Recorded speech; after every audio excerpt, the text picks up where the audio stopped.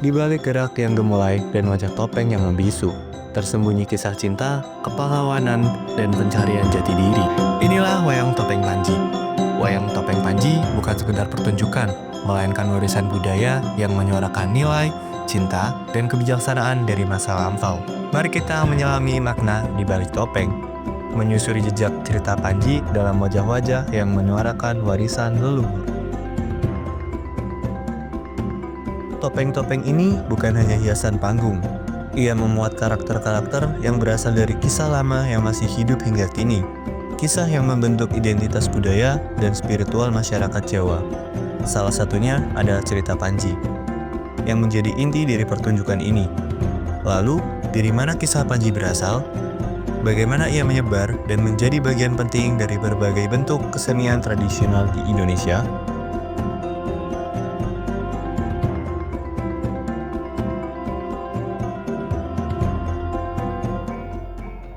Jadi kita ngomongin tentang cerita Panji yang menurut Pak Lantip itu memang sangat menarik, hitungan dengan bagaimana sejarahnya. Jadi di area Jawa Timur sana ada daerah namanya Kediri.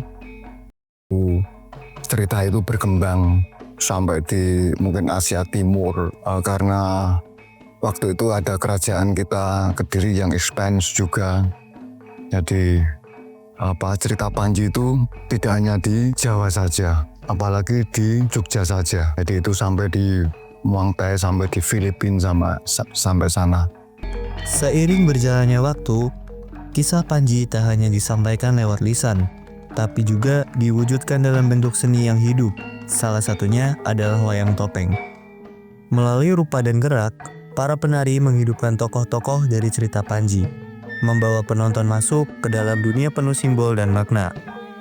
Topeng bukan sekedar pelengkap, tapi perantara yang menyampaikan emosi, karakter, bahkan filosofi hidup. Dalam setiap pertunjukan wayang topeng Panji, ada 3 sosok utama yang selalu hadir. 3 tokoh ini menjadi inti dari cerita, masing-masing membawa nilai dan pesan yang berbeda. Jadi di dalam cerita Panji itu ada 3 tokoh penting, yaitu Klono Sewandono yang berwarna merah. Karena di dalam budaya Jawa kita, warna merah itu adalah seorang pemberani, seorang yang angkara murka, ya, yang dia menginginkan Dewi Sekartaji. Ya, Dewi Sekartaji ini adalah yang dicalonkan dengan Panji Asmorobangun. Ya, jadi di Jawa atau di Indonesia warna hijau itu menerangkan keagungan, keeleganan, kira-kira begitu.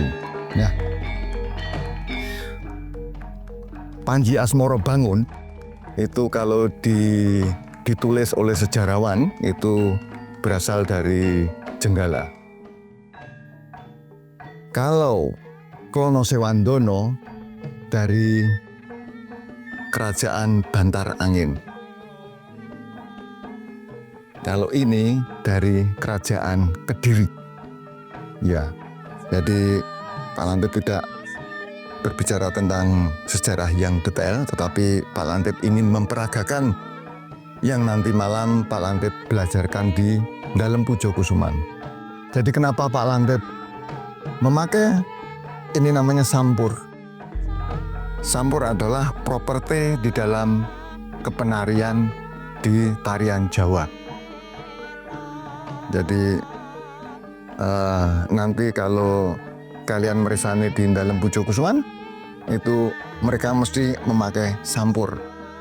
Walau nanti malam itu kita berlatih belum memakai topeng, yang seperti besok malam kita tampilkan di Sono Budoyo. Nah, saya mau kasih sesuatu seorang Panji Asmorobangun, bagaimana dia ingin menarikan seperti ulap-ulap. Ulap-ulap adalah melihat sesuatu yang seperti apa. Contoh, di dalam tari gaya Yogyakarta biasanya kita memakai tali. Jadi tidak seperti yang di gaya-gaya lain. Kalau gaya-gaya lain ada gaya pola gigitan.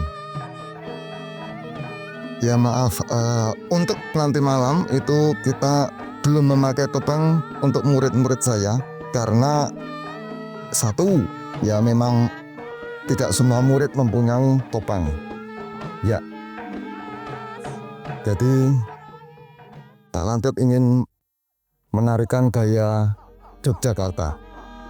1, 2, 3, 4, 5, 6, 7, 8.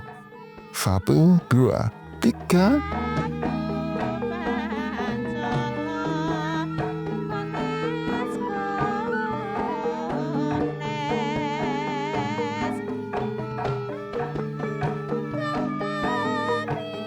Itu hanya sabetan dan ulap-ulap namanya. Ulap-ulap itu melihat sesuatu.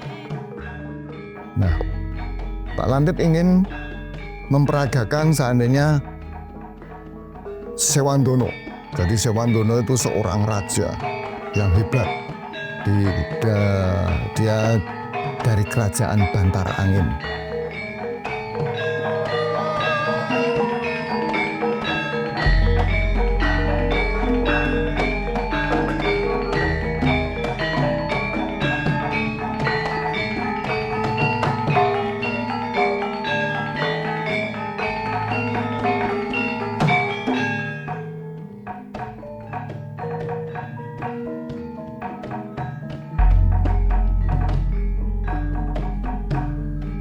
Itu gerakan gagah Klono Sewandono dan gerakan gaya Yogyakarta. Kenapa gaya Yogyakarta? Karena sejak tahun 1755 Mataram dibagi menjadi 2, yaitu Kasunanan dan Kesultanan Yogyakarta. Nah, kalau yang putri itu biasanya karena seorang Sekartaji itu orangnya halus kalau di dalam Panji, kalau di Ramayana dia seorang gaya Sinta. Kalau di area Mahabharata Sembodro. Jadi ya dia kalau menarikan ya cukup lembut.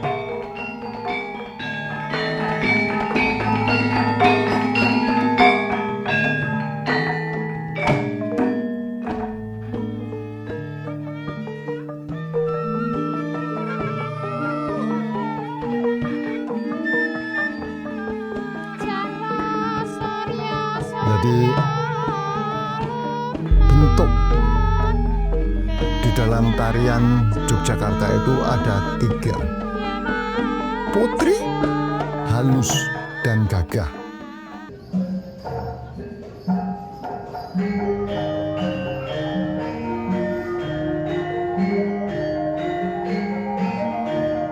Wayang topeng Panji bukan hanya warisan budaya, tapi jejak hidup yang merekam perjalanan, nilai, dan kebijaksanaan leluhur. Setiap topeng yang dikenakan, setiap gerakan yang dimainkan, menyampaikan pesan yang melampaui kata-kata, mengajarkan tentang manusia dan kemanusiaan. Namun, seperti lentera di tengah malam, budaya ini tak akan menyala sendiri. Ia butuh tangan yang merawat, hati yang peduli, dan generasi yang mau belajar, mendengar, dan melanjutkan. Sebab, budaya tidak akan bertahan hanya dengan dokumentasi.